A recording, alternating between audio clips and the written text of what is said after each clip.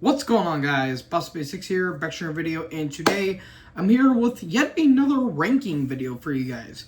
Today I'm going to be going over the top 10 worst world title matches in Wrestlemania history. Now, again, this is all personally opinion, and I figured I decided to do this ranking because, well, Mania is going to be happening in just a few weeks, and the world title match is already set in stone: Cody versus Cena and Gunther versus Jey Uso. So I decided to go back through the history of Mania and picked out what I consider what the worst world title matches are. Now, I am going to be making a best world title matches in WrestleMania history as well. I might do that tomorrow, might not. It depends on what I'm going to be doing. But yeah, I'm going to be counting all the world titles that WWE has done. This includes WWE, World Heavyweight, Universal, ECW, and they haven't done it yet. They only done the NXT Women's title, but that's not on the list, even though the wrong winner won, but that's besides the point. So, yeah, I'm including all those world titles.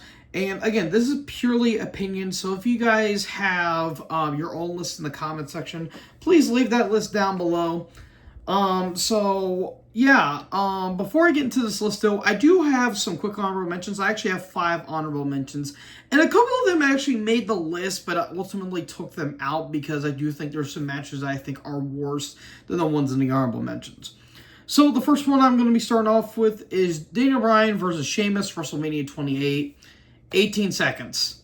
That's literally it. Yes, it did spawn the Yes movement, which was a blessing in disguise, but really, 18 seconds, I mean, it was a cool moment, but yeah, not really a great way to kick off the Mania 28. Although they had a way better match at Extreme Rules, it did ultimately give Bryan the rise to success just 2 years after this, but yeah, kind of a slap to the face to the world title right there.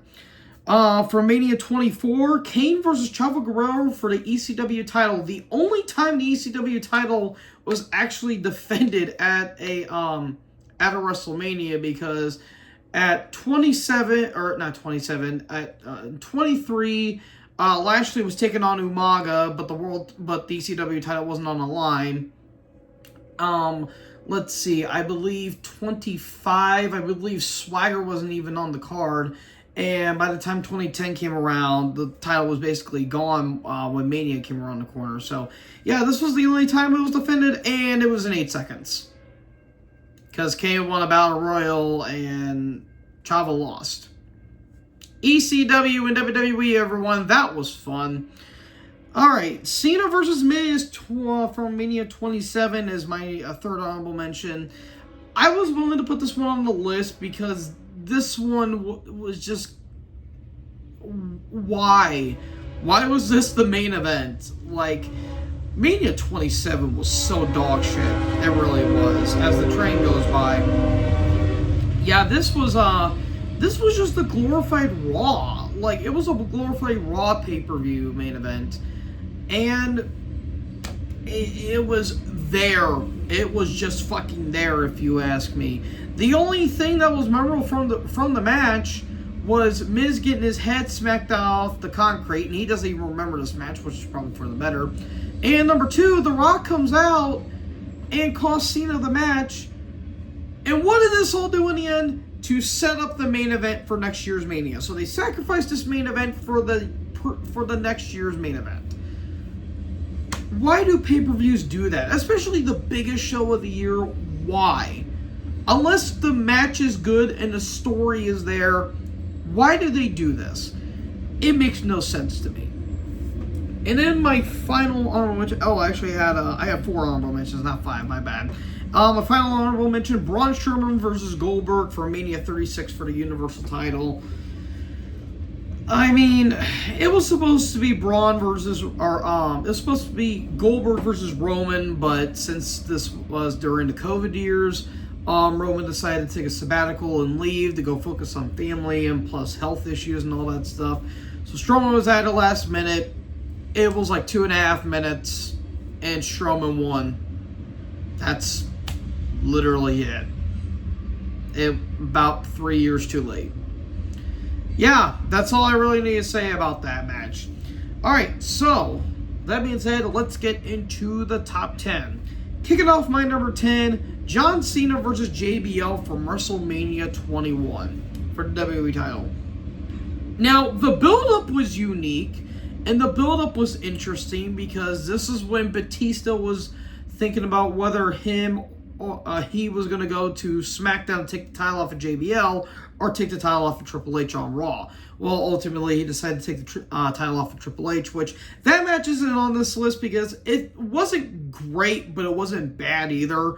It just went a bit too long, which is the theme for Triple H matches during that time period. But this match right here had some hype going into it because Cena was hot shit at that point.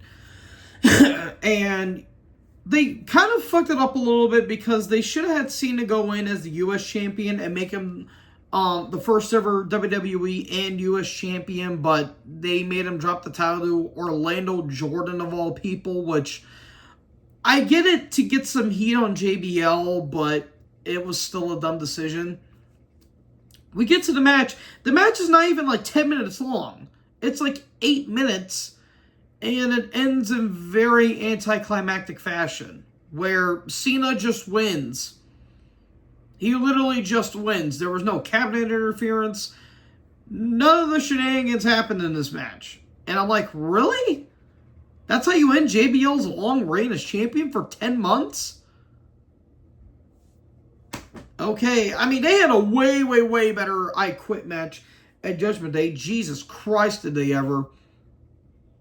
But, yeah, not a good way to start one of Cena's many long reigns as champion. So, yep, sorry, it's number 10 on my list.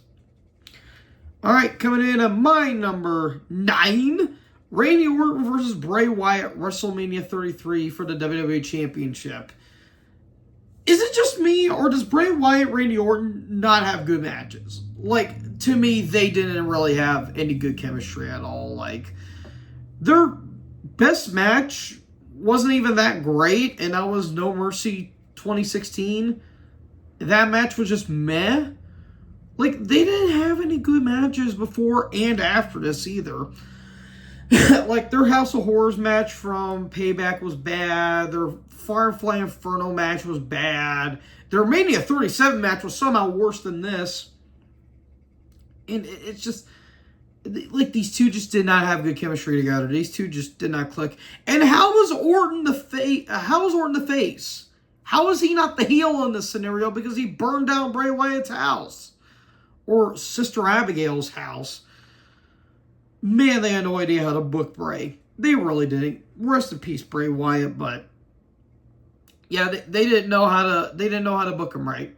And unfortunately, we got this, and it was not good. The projector on the canvas was very stupid. It just made no sense. I might be ranking this a little bit low, but there are 8 matches I think are worse than this. And it sucks that this is the end to Bray Wyatt's only title win. His only WWE title win, because he won the Universal title a couple times after this. But yeah, this wasn't good. It wasn't.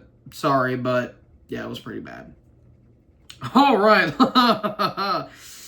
Oh, this one's going to be a controversial take. Number 8, Triple H versus John Cena, WrestleMania 22. Now, before anyone comes into the comment section saying, how dare you? Let me explain. I get that this match gets a lot of reception and a lot of positive reception. To me, I hated the way that they booked this match.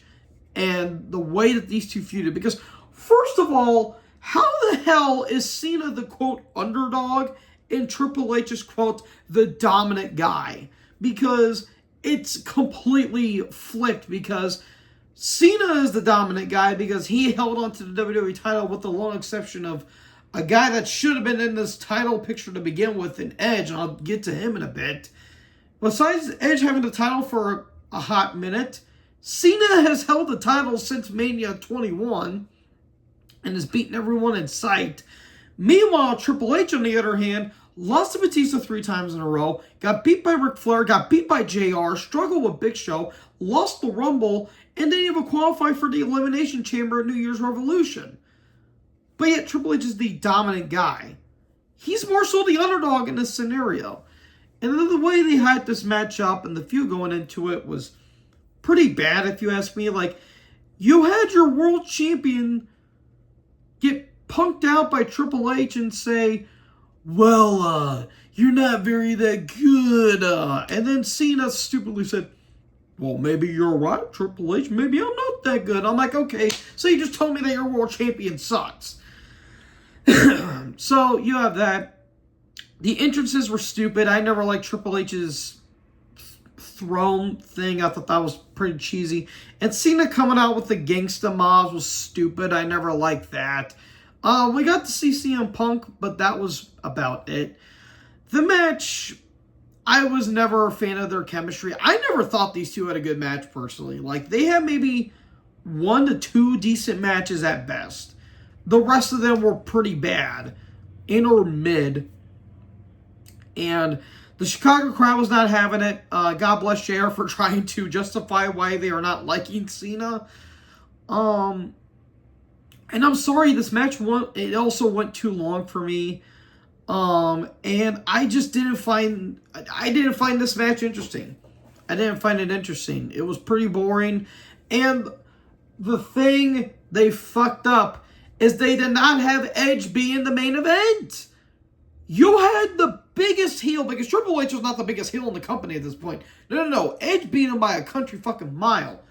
Edge was the biggest heel at that time frame because of all the stuff that he did. You know, he stole Matt Hardy's girlfriend, stole Kane's kayfabe wife, you know, humiliated Matt Hardy, humiliated Kane, humiliated Flair, you know, got to have the live sex celebration, stole the title from Cena. He had the biggest heat going into this, going into Mania, and beat the shit out of Mick Foley, and he doesn't get the main event.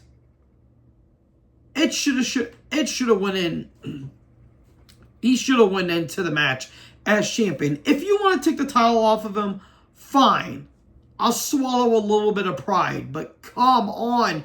You should have had him be the world champion going into this match. It's just, I hate it when companies do that. You have the biggest heel in the company, you put the title on him, you have him do a big ratings boost, and you strap the rocket to the guy, only to cut the legs out from underneath him at the last minute to set up this stupid-ass match. I mean, they did it right with the Backlash match after this, which was way better than this match. But I'm sorry, I fucking hated the match that they did here. I'm sorry, but this match pissed me off. I didn't like the way that they did it. And it comes in at my number 8. Oh boy, number 7. Oh my God. This one is solely for the storyline and the way the match ended. Triple H versus Booker T for Mania 19. Oh, where the fuck do I begin with this? You want to talk about a match that pissed me off to no end? Look no further than this match. So, we have it where Triple H is going through his Reign of Terror phase. And we all know what happened during the Reign of Terror. Please, for the love of God, don't remind me of the Reign of Terror. Even though I will say Jeff Jarrett's Reign of Terror smokes this by a country mile, but that's a story for a different day. So Triple H beat all the former WCW guys before and after this. And going into this feud and into this match, Booker shockingly won a Battle Royal to face Triple H at Mania. Okay, cool. They're doing something with Booker after the stuff with Goldust. That's cool. Instead of them doing, say, you may have been a WCW champion 5 times, but that was the when the company was on its last legs. You're in the major leagues now, pal, and I don't think you have what it takes to prove it. No. They decided to pull the race card and say, people like you don't deserve to be a world champion. People like you are supposed to make people like me laugh and entertain me and Triple H telling Booker to fetch me a towel and, handing him $1 and everything. And they were doing this rags to riches storyline, bringing up Booker's criminal past and everything. And they pulled the fucking race card. Because of course they did.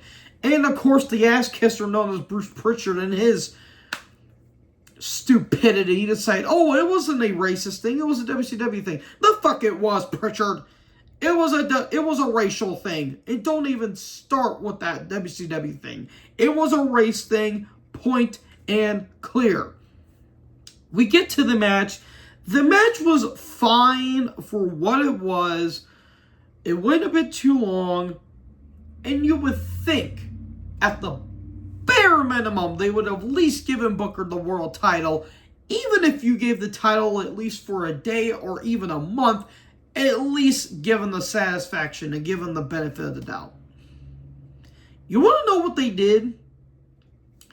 They had Triple H pedigree Booker and wait 30 goddamn seconds for him to pin Booker clean as a sheet, 1, 2, 3.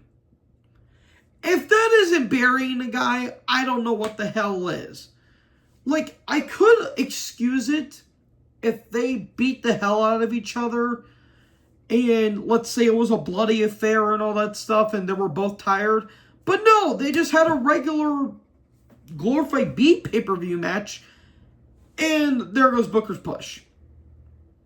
This did nothing for Booker. Literally nothing. He was never the same after this. He got the world title a couple years later as King Booker, but that was a foregone conclusion, man. This made Triple H look worse. And I'm willing to bet Hunter didn't really want to do this. But my God, this was still a bad decision. And I can't tell what's worse. The finish to this match or Jerry Lawler's commentary. Good Lord, Lawler's commentary was fucking abysmal during this match. And JR was legit pissed at this match.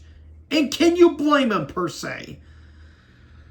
Oh, God. Yeah, no, this match was just fucking egregious. Yeah, I hated this match. I hate from this match from just the story that they went with. The match itself was okay. It was fine for what it is. But my God, the booking of this match, fucking egregious. Coming in at my number 6, Lex Luger versus Yokozuna in Mania 10. Oh my God.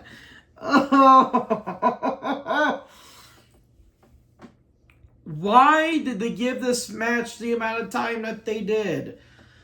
Okay, this is when WWE was still trying with the Lex Luger experiment because they tried doing that at SummerSlam 93 with the whole Lex Express and everything. Luger won the match by count out. And he acted like he won the world title. You dumbass. You can't win a world title by count out unless it's a dusty finish. Well, that didn't work. And then they did the whole co-winner at the Rumble with Brett. And Brett faced Owen in the Best Mania opener. And later on, whoever would win this title match would face Brett in the main event. And Luger won a coin toss, and yet he still went on first, which that doesn't make any sense. Him and Yoko had this match, and 5 minutes in, it went straight to hell. Like, Yoko was gassed. Luger was limited. And people tend to forget that. Like, Luger can do well with the right people. But Yoko was just not the right opponent for him. He wasn't. And this match clearly showed. And it had a fucked finish because you had Mr. Perfect as the ref. And this was supposed to lead to a Perfect and Luger match at SummerSlam. But I think Perfect left the company. Or something happened. Like, I can't remember what happened. But yeah, that didn't come to a head. And we got this match instead. And my God, it was terrible. This was a terrible fucking match. Thankfully, the main event happened, and Brett and Yoko had a decent enough match with Brett winning the title, but My God, this match was bad. I feel like a lot of people forgot this match even happened, too, which, yeah, no, it just wasn't good. It wasn't. All right, my number 5 and my number 4 can honestly be interchangeable because they both have the same guy involved, but Jesus Christ, these matches were terrible. But for now, my number 5, Roman Reigns versus Triple H, Mania 32 for the WWE title. Booking yourself into a corner and not having the final result be what the fans want. The reason why Mania 31's ending worked so well is because at least they had Seth cash in. And plus, Roman and Brock was a good match. This wasn't. You have Triple H, who no one wanted to wrestle, even at that point, even with the WWE title. And you have Roman, who no one wanted to see because they were tired of him getting shoved down our throats. Because, my God, this match, 27 fucking minutes. And this crowd did not give a single shit about it. If this match was maybe 12, 15 minutes, fine. But my God, this Mania was going on longer than it should have. And I get it. Injuries upon injuries upon injuries. Seth was hurt. Cena was hurt. Wyatt, Harper, Neville, Orton, they were all hurt. I fully get that. But why? Just why this? It makes no sense to me. And the only thing that was memorable was really Steph getting speared. But even that was a foregone conclusion. And Roman won. And the crowd hated it. But WWE piped in crowd noise, I believe, to make everyone think that they liked them. But they didn't. Yeah, this match is bad. Bad match. Number 4, sticking with Roman. Roman versus Brock, Mania 34. 31, this is not. This is the end of what I consider the unholy Roman Mania trilogy where, yeah, or the Trinity, I should say, because it started with Roman and Triple H, and then it had Roman and Taker, and then we have this match where bad main event after bad main event after bad main event, and this was the worst one out of them all. Even though that match with Taker was pretty fucking bad, this one I would say was worse because they had one job and one job to do. Just put the fucking title on Roman. Even if the crowd didn't want it, at least give us something, WWE. But they didn't. They didn't, and we got this match. You have a crowd that doesn't like Roman because he was forced down our throats, which is not the fault of Roman. It was just how he was booked. And you have a guy that doesn't want to be there, who was a part-timer who clearly didn't give a fuck. But when Brock is motivated, he will give a shit and he will have a great match. Look at that match he had with Bryan at Survivor Series. But we have this match. And my God, this crowd did not give a shit. It did not give a shit. It went, 18, 20 minutes? And it was finisher spam. And Brock wins. We had to wait another nearly 6 months for Roman to finally take the title off of him. Oh my God.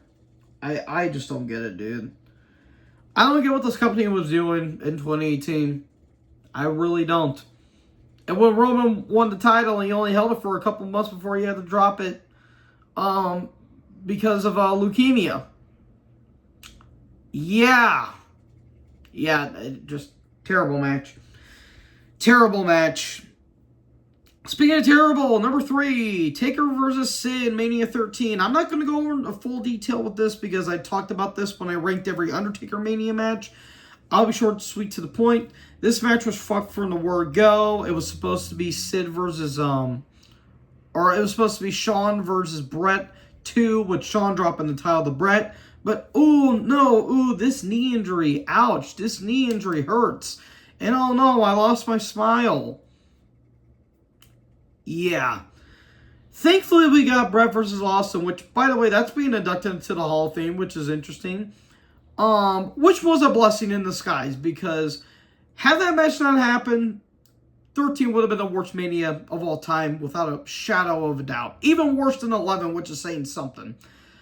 And, yeah. Again, it went twice as long as it should have been. If it was 10 minutes, knockdown, drag-out fight between these two, it could have been something, but no. And, yeah, everything was wrong, from Sid turning babyface, to the crowd not caring, to even Taker winning, but even that got fucked over because Brett cost Sid the match. And not to mention Shawn was on commentary. Yeah, this match was a fucking mess and a half.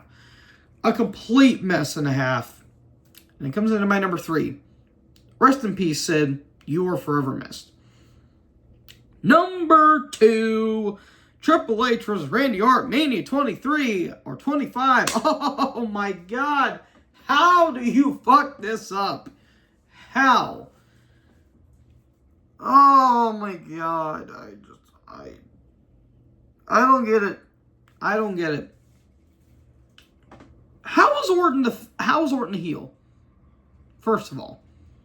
Because the WWE wants us to think that the McMahons are this great business family. The McMahons are the greatest wrestling family of all time. Is WWE trying to make us forget all the bad shit that Vince did with, interviewing Melanie Pillman after her husband died? Her husband died the day after her husband died. The whole stuff with Owen Hart making Trish bark like a dog and kidnapping his daughter and everything like that and choking his own daughter out. Is the WWE trying to make us think that Vince McMahon is this great character? No, he's a piece of shit. And they want Orton to make us think that Orton's the bad guy by putting an old man in the head. Weren't we cheering Steve Austin for taking out Vince every single week back in '98? Because that's essentially what Orton is doing here. He just kicked an old man in the head because he was about to fire him for no reason. And then we get the stuff with Shane and Stephanie, and then eventually with Hunter. And my God, this feud is completely ass backwards. Then we got the home invasion angle, which looked terrible. It really did, because they were trying to build something to this match. But it just didn't work. The only thing that could have salvaged this is by having Orton win the title.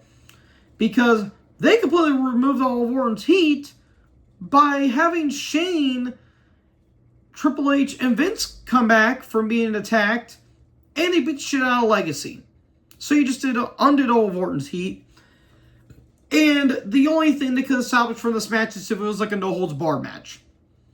You want to know what kind of a match they had?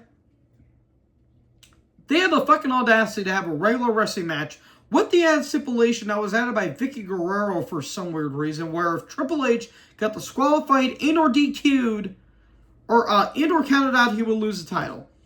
So you just cut the balls off from this entire feud. For what reason? This match was slow. It was boring. This crowd didn't care. They hit their finishers early just for the crowd to give a shit. This crowd was still reeling from Taker and Shawn. Which, if you can't follow up that match, then why the fuck are you main eventing? Why?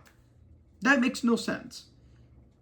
And by the time the match ended, Triple H punted Orton in the head, just keep hitting him, keep punching him in the face, hit him with the sledgehammer, and then hit him with the pedigree to the point where it's like, dude, you just pedigreed a corpse. That was really it. Crowd didn't care. The crowd was happy to go home. And this did nothing for anyone. And Orton just won, because Orton just won the title a month later at Backlash. You couldn't have him win the title here. Oh my God. I just don't get it. I don't get what this company. Yeah, this comes in my number 2. It's not the worst one. Because the reason why that was my number 2 was because at least they were trying to make it a good feud, even though it was completely ass backwards. Because all the matches leading up to this point, while they were bad, it was mainly due to the booking or just how poor the match was. But with my number one, it involved one thing and one thing only: backstage politics. Number one, Hulk Hogan versus Yokozuna from WrestleMania 9 for the WWF title. Fuck this match up the butt, no lube included, because this match was a slap to the face for everyone, including the locker room, to Yokozuna, to Bret Hart himself. This match was a slap in the face and a complete trajectory from where the company was going, because when Hogan left in 92, they only got one guy and one guy to trust, and that was Bret. And yet when Hogan came back, which is why Mania 9 was one of the more successful pay-per-views and one of the more successful Manias, when Hogan came back, you knew something was going to be abound. Because Hogan just had his fucking fiasco with the tag titles with Beefcake earlier in the night. And he had a match with Bret and Yoko, which, to be honest, was actually a solid match, all things considered. But when the match ended and Hogan came out, I'm willing to bet Bret on the inside's like, this motherfucker just took my spot. And lo and behold, Hogan wins like 20 seconds later, and the crowd popped. But what did it do in the outset? Because in hindsight, this completely fucked over the momentum WWE was trying to have, at least with Bret. Because this did nothing for Bret. It made Yoko look like an idiot. And it did nothing to stroke Hogan's ego. Because Hogan wouldn't even show up for WWE until King of the Ring 93. When he eventually dropped the title back to Yoko. Because Hogan by this point didn't give a shit. He just wanted to have the title again. Because everyone was sick of Hogan. Because he went to Japan and did all that stuff. Again, this did nothing. This did nothing for anyone. It fucked over Bret. It made Yoko look stupid. And it did nothing but to satisfy one guy and one guy only. But I will give Hogan this. I honestly will give him credit for him bullshitting his way to get the WWE title again. Because the plan was, and I can forgive this, if the plan was in motion, to have Hogan versus Bret at SummerSlam with Hogan dropping the belt. But that doesn't work for me, brother. And Hogan dropped it to Yoko. So, yeah, fuck this. Terrible. No, fuck that. That is horrendous to the highest degree. I can't believe they actually did this. Again, slap in the face to everyone in the back, to everyone in the locker room.